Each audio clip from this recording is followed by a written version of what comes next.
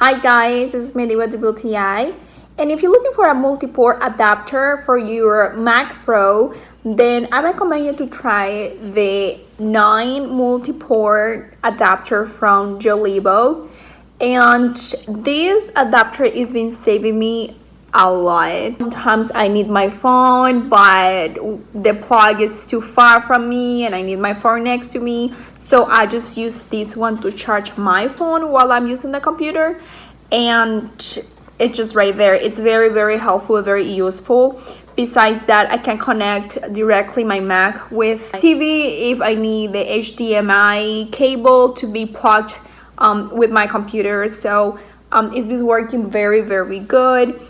This one comes with 9 ports. So first, this is how you connect it to the adapter for your Mac. Then after, I want to show you all the ports. It comes this port, it's for charging.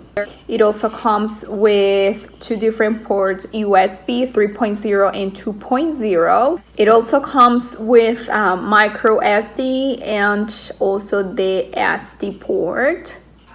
And here you will find the HDMI port.